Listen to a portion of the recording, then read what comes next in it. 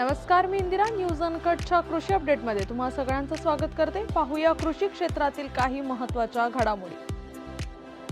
शेतकऱ्यांऐवजी मध्यम वर्गाची क्रयशक्ती वाढवण्यावर भर देणारा आणि सर्वसमावेशक विकासाला प्रोत्साहन देण्याची भाषा करत खासगी गुंतवणूक वाढवून विकासाची गाडी रुळावर आणण्याचे उद्दिष्ट ठेवणारा अर्थसंकल्प केंद्रीय अर्थमंत्री निर्मला सीतारामन यांनी शनिवारी लोकसभेत मांडला.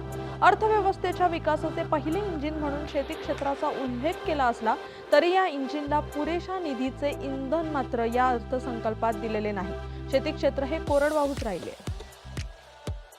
प्रयोगशील शेतकऱ्यांची संख्या दिवसेंदिवस वाढत आहे. माझी शेतकऱ्यांशी नाळ जोडली असून येत्या काळात शेतकऱ्यांना आधुनिक तंत्रज्ञानाने शेती विकसित करता यावी यासाठी काम सुरू आहे. कृषी संशोधनाला अधिक चालना मिळण्यासाठी कृषी विद्यापीठांचा स्तर वाढवणे गरजेचे आहे. आंतरराष्ट्रीय स्तरावरील विद्यापीठांप्रमाणेच कामकाज होण्यासाठी उपाययोजना करण्यात येतील असे प्रतिपादन कृषी मंत्री माणिकराव कोकाटे यांनी केले.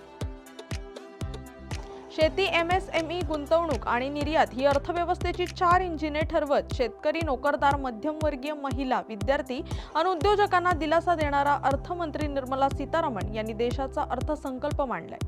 नोकरदारांना प्राप्ती करामध्ये मोठी सवलत देण्यात आली असून नव्या कर प्रणालीनुसार वार्षिक 12 लाख रुपयांपर्यंतचे उत्पन्न करमुक्त असेल. कृषी विद्यापीठात निर्मित विविध पीक वाणांसोबत लागवड आणि व्यवस्थापन तंत्रज्ञानाचा शेतकऱ्यांनी अवलंब करून आर्थिक संपन्न व्हावे असे आवाहन आमदार रणधीर सावरकर यांनी केले. डॉक्टर पंजाबराव देशमुख कृषी विद्यापीठाच्या प्रक्षेत्रावर आयोजित रब्बी बीजोत्पादन प्रक्षेत्र भेट व विद्यापीठ शास्त्रज्ञ बीजोत्पादक भागीदार चर्चासत्रात बोलत होते.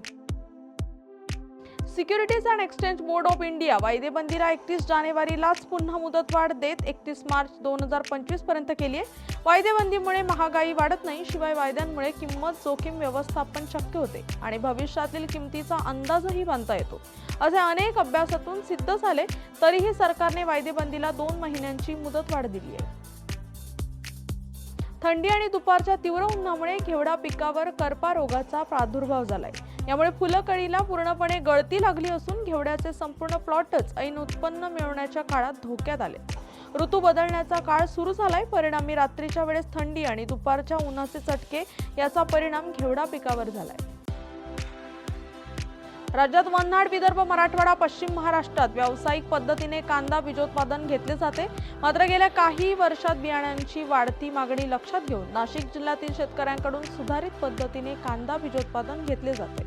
काही ठिकाणी घरगुती तर काही ठिकाणी व्यावसायिक पद्धतीने बियाणे विक्री करण्याकडे शेतकऱ्यांचा कल आहे. खानदेशात यंदा थंडी हवी तशी नव्हती. हिवाळ्याच्या शेवटच्या कालावधीतही ढगाळ आणि विषम वातावरण कायम असून रब्बी उत्पादन वाढीसह यामुळे फटका बसू शकतो असे शेतकऱ्यांचे म्हणणे आहे. नोव्हेंबरमध्येही अनेक दिवस ढगाळ वातावरण होते. आता पुन्हा 1 फेब्रुवारी ते 4 फेब्रुवारी या कालावधीत पावसाचा अंदाज काही संस्था तज्ज्ञांनी व्यक्त केला. त्यामुळे शेतकऱ्यांनी धक्का घेतला. बातमीचा वेळ झाली. कृषी अपडेटमध्ये इथेच थांबायची. तोपर्यंत पाहत राहा न्यूज अनकट.